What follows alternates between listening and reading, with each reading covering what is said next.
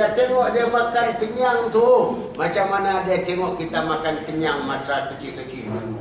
Perempuan ibu tahu lah. Perempuan tak makan tak apa, kenyang sendiri. Tengok anak makan. Dan sekarang tanggungjawab kita adalah belinya, tengok apa yang dia suka. Jangan beli bukan-bukan. Kemudian atau bertuntut dengan marah kepada suami. Ini yang senang masuk syurga ialah jangan mengeluarkan ungkapan perkataan yang boleh menyebabkan hati suami terguris, apatah lagi menyebabkan dia marah. Kena suami yang baik tak apalah. Macam saya, suami baiklah. Perempuan kata apa-apa, saya tak lawan. Saya beritahu, setiap malam sebelum tidur saya minta maaf pada suami, pada isteri saya. Sekiranya sepanjang hari ini abang ada melakukan kesalahan, kesilapan, tidak melaksanakan tanggungjawab, tolong maafkan abang. Saya minta maaf. Mana tahu tengah-tengah duk tidur mati. Ada orang duk tidur mati. Ada. Di antaranya tu biduan A. Ramli. Tu A. Ramli tu mati tengah tidur. Bila dia bercerai dengan isteri dia Maria Bacu. Hampa tak tahu kan? Dia bercerai dengan Maria Bacu. Dia duduk rumah kakak dia di Singapura. Kakak dia ada bagi makan apa semua. Satu pagi kakak dia siap breakfast untuk minum pagi, siap atas meja nak. Pergi ketuk pintu dia nak minum pagi. Ketuk-ketuk pintu tak kunci, tak buka. Tengok-tengok kuat.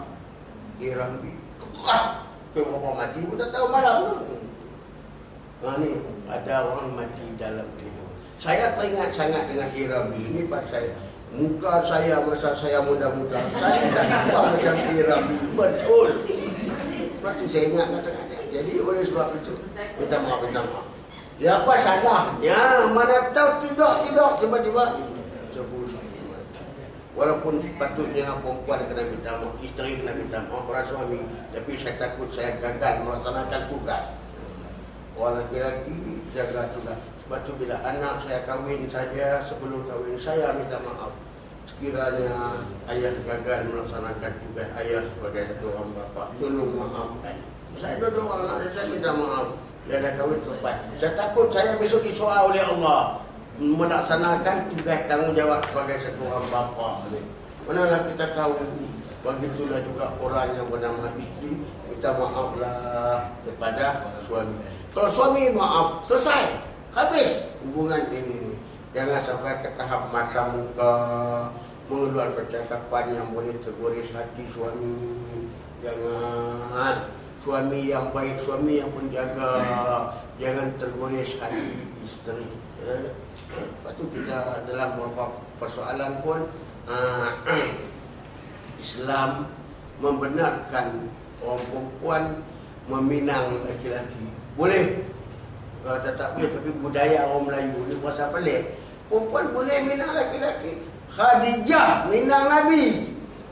Tu. Siti Khadijah dia minang Nabi. Artinya orang perempuan boleh minang orang laki-laki.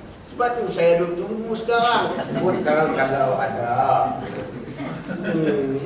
Islam dia cantiknya Islam ni. Tapi kita sengaja memburukkan Islam. Kalau kita ikut peraturan yang Islam garis tetapkan, alangkah indahnya, alangkah cantiknya.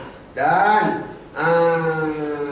telah mengeluarkan khatib di mana-mana perempuan yang keluar ia daripada rumahnya dengan tiada izin suaminya adalah ia perempuan itu dalam murka Allah Ta'ala hingga kembali ia pada rumahnya. Nak untuk orang perempuan nak keluar rumah, mintalah izin suami. Termasuk main mengaji ni. Hampa minta izin ke tak? Minta izin macam mana?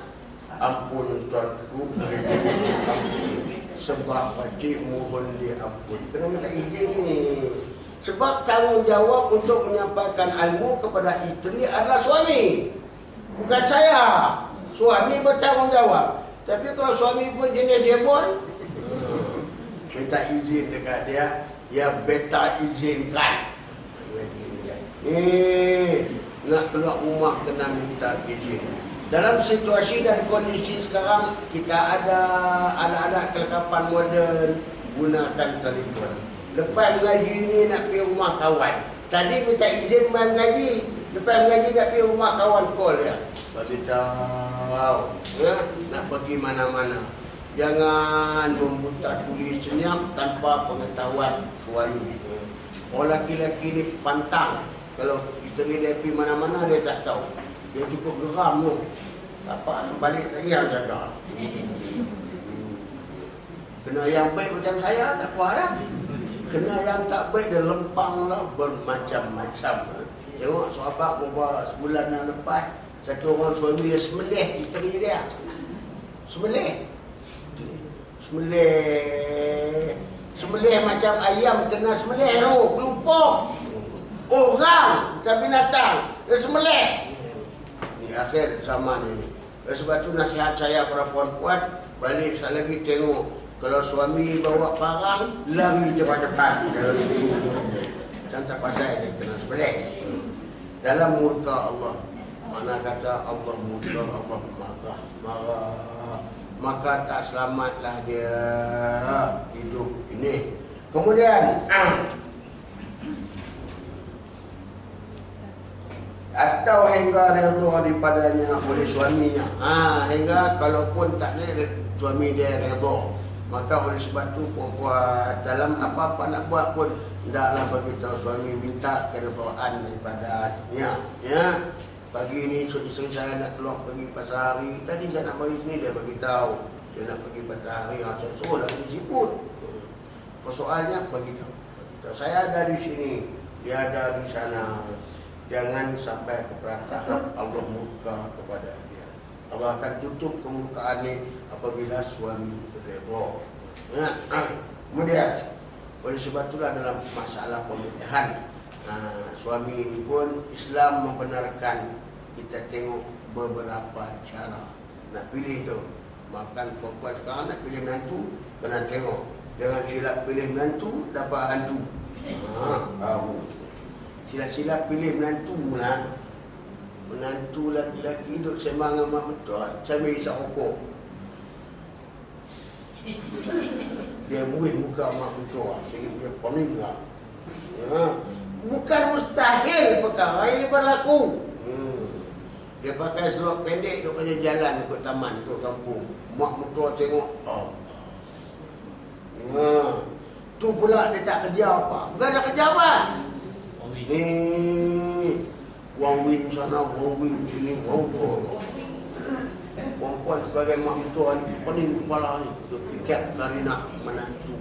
Ya, lama-lama makan tak lalu, tidur tak enak. Ingat, tu bab tu satu bab. Kemudian dan pada suatu riwayat telah melaknatkan akan dia oleh segala malaikat yang di langit dan tiap-tiap suatu yang lalu atasnya, yang lain daripada jin dan manusia, hingga kembali dia keluar rumah tanpa izin suami. Bukan takat Allah murka, malaikat juga melaknat. Tuan perempuan, malaikat satu makhluk Allah yang Allah ciptakan daripada cahaya. Tak ada laki-laki, tak ada perempuan, tak ada makan, tak ada minum. Semua malaikat taat kepada Allah. Tak ada seorang pun malaikat yang derhaka kepada Allah. Tiba-tiba malaikat melaknatkan orang perempuan yang keluar rumah tanpa izin suami. Lambat laun kita tengoklah kehidupan dia. Walaupun dia duit banyak, harta banyak, mewah, tapi jiwa dia tak tenang, tak senang. Ada orang duit banyak, tapi jiwa dia tak tenang dan tak senang. Ada orang duit dia banyak, sekali pun tak pergi haji. Bukan dia tak mampu daripada seluruh keuangan, pasal apa dia tak pergi? Artinya tidak ada nilai harga diri. Orang ni, ada orang tempat teman saya, Cikgu Aziz nama dia. Dia motor pun tak ada, kereta pun tak ada. Naik basikal di Taman Rakyat pergi tapping, naik basikal. Basikal ya. Tiba-tiba dia boleh pergi Mekah, bawa isteri dia. Dan terlepas tukang kebun sekolah kebangsaan Ulus Petang mengaji kat saya. Tukang kebun anak 6. Dan sudah pergi Mekah dengan bawa isteri dia. Anak 6. Tukang kebun boleh pergi Mekah. Orang yang banyak duit pun tak boleh pergi Mekah. Artinya ada Allah melaknat, ada Allah murka, ada malaikat melaknat dia. Ada. Bila malaikat melaknat saja, planning kita ni walaupun mewah tapi tidak bahagia. Hidup rumah tangga tak ada bahagia. Banglo 18 tingkat. Kereta mewah 14 biji. Isteri 4 orang. Saya nak beritahu bahagia tak ada. Semua tak pernah tenang, tak pernah bahagia. Masa pun Tuhan bagi kepada dia tak cukup. Nak pergi surau pun tak ada masa, pergi masjid pun tak ada masa, main mengaji pun tak ada masa. Tak digunakan masa itu untuk apa kita pun tak tahu. Berserabut. Akhirnya mati dia dalam keadaan serba macam itu. Pun bila dia mati saja boleh bilang rumah semayang mayatnya. Boleh bilang dia. Tuhan tidak gerakkan hati orang untuk mari semayang. Artinya Allah murka dan malaikat melaknat. Tuan-tuan perempuan boleh main mengaji depan saya sekarang ini. Allah kasih. Allah buka pintu hati ini boleh main. Malam tadi dah niat dah nawai tu. Esok aku nak main, ada pengajian. Sah, malaikat tulis 10 kebajikan. Malam tadi itu 10 dah dapat. Pagi ini start kereta nak main. Tengok satu biji band main berhenti depan rumah. Siapa pula main ni orang nak pergi mengaji. Tengok adik-beradik di Badar Kuala Belih. Sampai tengok dalam band pelam siam banyak. Saya di main. Ya 10 malam tadi malaikat tulis tak padam lah. Tak padam sebab malam tadi ikhlas. Ikhlas dulu. Tiba-tiba pagi nak main, tak boleh mari. 10 tak padam. Tiba-tiba pagi ini dah siap apa semua, dah bubur, dah bedak. Main mengaji. Sepanjang perjalanan tuan-tuan perempuan di rumah ke tempat ini, semua makhluk Allah memohon kepada Allah sepanjang perjalanan. Daripada batunya, kayunya, tanahnya, rumputnya, terus sepanjang perjalanan tu makhluk Allah ni memohon kepada Allah. Ya Allah, ya Tuhan, aku mohon kepadamu, ya Allah, kau ampunkanlah dosa hamba-Mu yang sedang melangkah kaki pergi mengaji ini. Dia minta supaya Tuhan ampunkan dosa. Dia tak minta supaya Tuhan bagi pahala. Pasal apa? Tengok, dia minta supaya Tuhan ampunkan dosa. Artinya, sememangnya kita banyak dosa. Betul ke tak? Apa yang apa ada dosa ke tak ada? Baik ni baru ni, jangan baik ni dulu. Maka mereka tu sepanjang perjalanan minta supaya Tuhan ampunkan dosa. Satu bab 10 malam tadi dah tak padam. Makhluk Allah pula minta ampunkan dosa. Mai pula duduk dalam ni, bernaung di bawah sayap malaikat. Lepas tu pula Tuhan bagi ganjaran pahala. Allah. Ni tapi malam mai duduk depan saya ni pahala tak sama. Walaupun di depan ustaz yang sama, dalam dewan yang sama, kitab yang sama, tajuk yang sama, pahala tak sama. Ni apa semua ni pahala bukan sama ni. Ada yang dapat 50, ada yang dapat 40, ada yang dapat 30, ada yang dapat 20, ada yang dapat 10, ada yang langsung tak dapat. Ya, bila faham lebih. Oleh sebab tu mengaji jangan faham lebih. Faham lebih, pahala kurang. Jangan ada faham lebih. Faham lebih macam ni.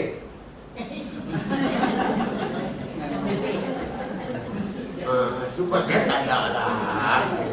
Ya, maka dengan sebab itu pahala Tuhan bagi ni macam kita semayang lah. Semayang sama, tapi pahala anugerah Allah tidak sama. Itu pulanglah kepada penilaian Allah Subhanahu Wa Taala. Allah boleh menilai. Tapi kalau sekiranya duduk tengah-tengah ngaji, duduk kerja tengok jam. Ya, terus tengah dah, tak habis. Apa pada korang enggak lah. Ya, sebab itu dalam ngaji ni ustaz lah ada pengalaman banyak. Dia tengok orang dia tahu. Biasanya anak murid ni dia dah tengok 3 muka. Dia tengok. Pertama dia tengok muka ustaz.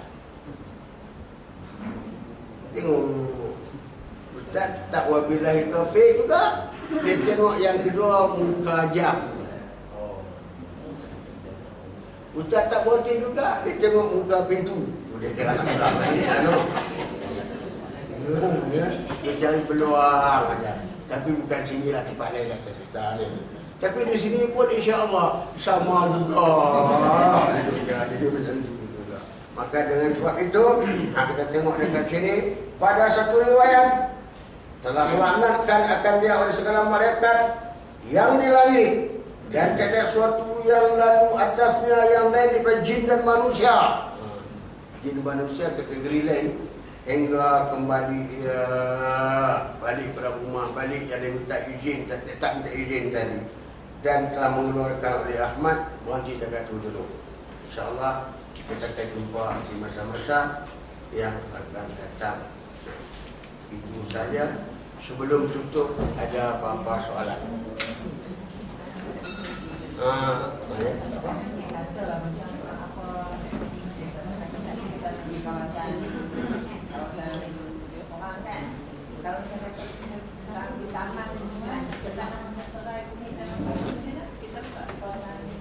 Kita bukan tanam dalam tanah dia. Bukan kita tanam dalam pasu. Maksudnya macam tu. Tapi letak di atas tanah dia. Hang punya tanah macam apa hang tak tahu? Sudahlah. Ada yang beli tanah bukan itu tu. Jangan dia tahu dia marah. Kecuali kita minta izin. Tanah kosong kita minta izin, dia agree baru boleh. Faham tak ni? Satu rumah lah, tak kaya tahu mana. Ya, kita nak bersih. Kalau kita bersihlah harta yang kita tu, diri kita pun bersih. Masya Allah, Tuhan saya yang tahu. Allah menilaikan kita, bukan manusia menilaikan kita. Kita jangan duk kira dengan kata orang. Kita takut kata Allah. Tolonglah. Dan telah tepat juga tanah nafas suka. Tak apalah. Soalan baru 4 hari yang lepas di Kuala Lumpur telefon saya. Ustaz, anak saya perempuan ni mengandung 4 bulan. Masa 4 bulan ini pergi kepada doktor kata anak dalam perut mati. Dia terus telefon saya nak buat macam mana ke anak ni, kat bayi ni 4 bulan. Saya kata Islam tidak ada hukuman peraturan kata bayi dalam perut. Tunggu sehingga dia keluar, baru telefon saya. Sekarang ni kita tak tahu nak letak hukum. Oleh sebab tu kanak-kanak bayi ni, kalau dia lahir saja, walaupun tidak cukup bulan, tidak cukup sifat, tapi ada tanda-tanda hidup. Tanda hidup ada 2. Pertama, dia menangis. Walaupun tak cukup sifat, wajib mandi kafan mayang tanah. Ataupun tanda hidup yang kedua, dia bergerak. Ada nampak gerak-gerak. Walaupun tak cukup sifat, wajib mandi kafan mayang tanah. Yang ni tak keluar lagi, mana kita tahu. Kalau dia keluar tak cukup bulan tetapi sempurna sifat, walaupun tidak hidup, buat mandi kafan mayang tanah. Tapi kalau dia keluar tak ada tanda-tanda hidup, tidak ada penuh sifat bagainya, tak cukup bulan, tak payah buat. Pun saya beritahu nanti besok, petang tu dia telefon dia balik, dah keluar dah. Walaupun 4 bulan lebih, tapi ada semua cukup sifat dan laki-laki kata dia. Oleh sebab tu saya beritahu kat dia mandi kafan mayang tanam. Tak payahlah dia baca telkin. Ada orang tu buat budak-budak, dia baca telkin buat apa? Dia pun susah dah ahli syurga. Ini duk tanam-tanam nama sekejap lagi akan datang 2 mereka akan menyoal kamu. Hendaklah kamu, tapi bohong budak tu pula dah. Saya cukup geram kalau ada orang mati budak-budak kira baca telkin. Betul, bagilah rasional sikit otak kita ni. Jangan perlu baca tertentu ni. Baca juga. Sebab itu budak-budak bila kita sembahyang bukan Allahumma filahu. Tak ada. Allahumma ja'alhu faratan ya bawaihi. Jadikanlah kematian ini sebagai satu nasihat kepada kedua bapaknya, banyak sabar.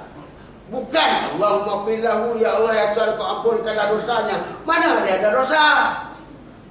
Ni kadang-kadang keliru dan bercelaru. Mudah-mudahan amalan yang kita lakukan itu biarlah ada nilai dia. Jangan ikut saja lepas tu malam dia buat tahlil di rumah buat apa. Sebab itulah orang. budak-budak kanak-kanak bayi ini mati sebelum balik, sah mereka ini menjadi warga syurga. Tuhan suruh malaikat iringkan mereka ni masuk dalam syurga, mereka tak mau. Budak ni mereka tunggu depan pintu syurga dengan membawa segelas air telaga Kausar Nabi. Menunggu siapa? Ketibaan, ulama mengatakan ibu saya. Menunggu ketibaan ibu masing-masing. Tuhan nilaikan di sudut mengandung 9 bulan 10 tahun. Tunggu mak masing-masing sampai saja bagi dekat mak minum air telaga Kausar Nabi. Bapak tak ada. Sebab bapak dia kan ada susah apa? Ada kan susah mengandung 9 bulan 10 hari? Tak ada. Perempuan dia sadin dah duduk mendang itu. Perempuan nilai tersebut 9 bulan itu ada nilai terlalu berharga dia. Maka dengan kerana itulah mereka jangan mendekar budak-budak. Sebab budak-budak mati warga syurga. Siapa mendekar budak-budak? Artinya dia mendekar ahli syurga. Jangan kesian ke budak-budak tu, dia bukan tak pernah macam kita ni. Yang lebih banyak berlaku macam-macam. Ya, ada apa soalan? Ada, Ustaz. Ya. Ni ada sebuah rumah. Sebuah rumah. Jadi tuan tu telah jual rumah tu kepada orang lain. Ya.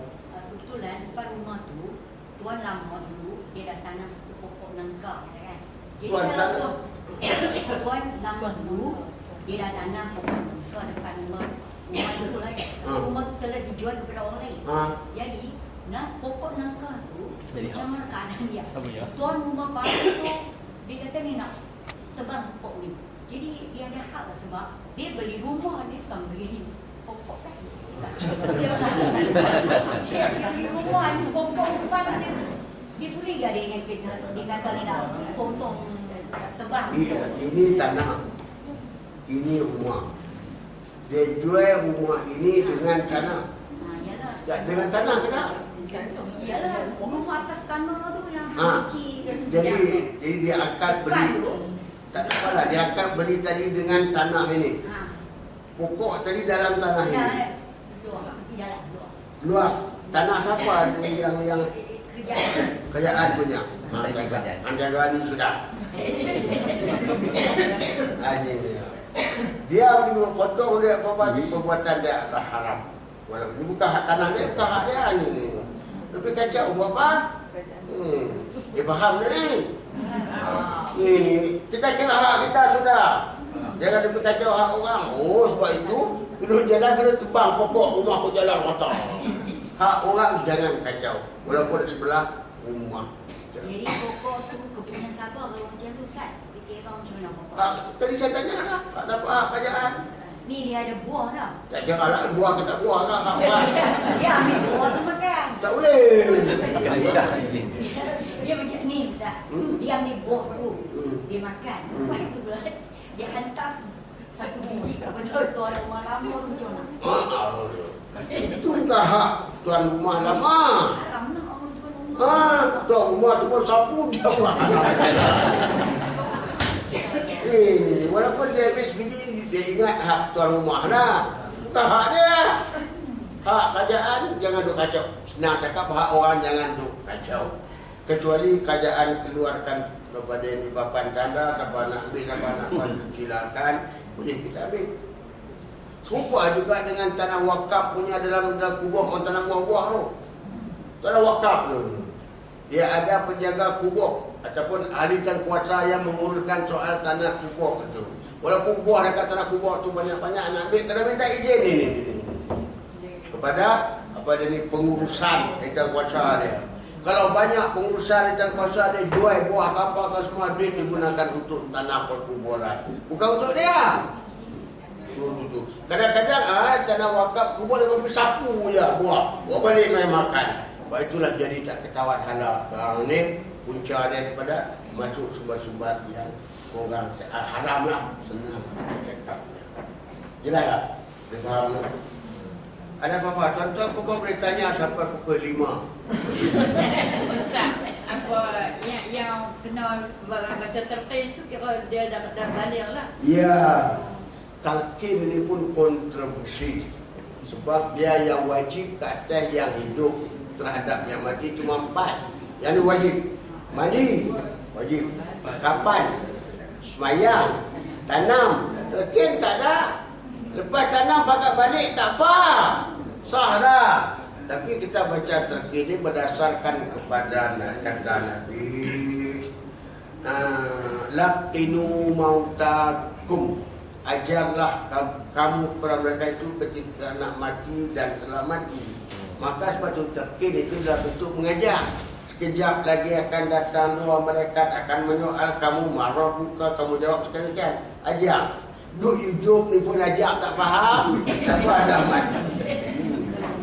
Persoalannya tak apalah, ada ulama mengatakan sunat untuk memberi pengajaran kepada yang hidup. Tak apa. Maka dengan sebab itu eloklah digunakan dia untuk orang yang sudah balik. Yang belum balik tak payahlah. Tapi kita hari ini budaya ikut-ikutan, turut-turutan. Kira nak buat juga, puasa tak buat, tak utah dia puasa mengkelan, tahu mengkelan. Dia tak buat, dia puasa tak boleh. Sedangkan Islam dia dah sah dah, warga syurga. Itu apa lagi kita nak kelang kabut dengan dia? Sebab tu ada membuat upah haji dengan saya, anak dia mati, belum balik. Saya kata tak payah buat dah. Dia dah jadi syurga. Dah, dia nak buat juga upah haji. Tak apalah, benar tu boleh. Tapi dia bagi rasionalnya ialah duit itu digunakan untuk yang lain. Semua juga buat tembok mat kubur, tembok dulu. Habis duit banyak-banyak apa? Malah kubur dia haram. Bila kubur bakar, kubur malah dekat muka Madinah sana mana ada batu ya kubur. Tak ada suruh buat apa ni besar-besar ni. Maka duit tu kalau kita gunakan untuk lain lagi bagus. Lagi satu dia bubuk batu nisan, ikat dengan kain putih. Siapa suruh dia dah? Ni duduk ikat. Tak ada nas pun. Tu ikat dengan kain putih lah. Sekarang banyak dah kita buang, kita serang habis-habisan benda-benda yang tak kena. Dulu-dulu ni orang baca terkin saja sah dapat pinggan. Pinggan tu dia dipui dengan kain putih, dalam tu ada berat. Di sini tak tu. Ha? Tengah tempat ada. Mana tak ada suruh buat dah, menyusahkan keluarga si mati buat apa? Baca terkin saja dapat pinggan kan. Ikat dengan kain putih, dalam tu ada roti biji asam. Tempat saya ada buah roti biji asam. Di Madinah ada kan kelang roti biji asam? Mai di mana kita seberang. Sebab saya ada kerap dapat. Saya ada baca terkin anak. Lepas terkin ngam satu. Buat balik rumah. Perempuan saya susun pinggan terkin ni. Tuan-tuan perempuan pergilah rumah saya tinggi ni. Pinggan baca terkin. Apa nak ambil? Pergilah ambil 5 hari sebiji. Jangan buat budaya pelik-pelik lah. Yang tak ada kena guna. Saya pantang. Saya geram cukup-cukup. Budaya ni kita kena serang lah. Supaya ustaz yang kena cakap ni bukan apa. Ustaz masih dia tak berani. Ustaz kata ada hari tu. Kalau hampa pergi nasihat, Allah pun balik baru balik ya. Ustaz mainkan peranan mengubah budaya-budaya yang kurang sehat. Allah macam budaya dengan put pula. Pasal tak? Dah tak ada lah. Kena perang. Siapa pergi suruh lengan-lengan perut pun tak tahu. Bubur beras dalam bakuih, lepas tu bubur nyong. Bubur nyong, bubur lilin, bubur apa pun kuli lah. Sirik tu. Kalau tak buat nanti anak cacat lah apalah semua. Dulu lah sekarang dah. Macam dengan orang baca tahlil dulu setiap rumah nak baca tahlil mesti pasang pakai peradam. Pasang tak? Perang habis-habisan. Lah tak ada. Banyak lagi benda-benda karut marut ni yang menjadi amalan masyarakat umat Islam di Malaysia ni yang kita kena hapuskanlah maksudnya. Maaf itu saja. Akhirnya ambillah bersama-sama kita mendatangkan berdoa kepada Allah. Bismillahirrahmanirrahim. Alhamdulillahirabbil alamin. Wassalatu wassalamu ala asyrafil anbiya'i wal mursalin wa ala alihi wa sahbihi ajma'in. Radina billahi rabban wa bil islam dinan wa bi Muhammadin nabiyyan wa rasulan. Rabbana atina fid dunya hasanah wa fil akhirati hasanah wa qina azabannar. Walhamdulillah.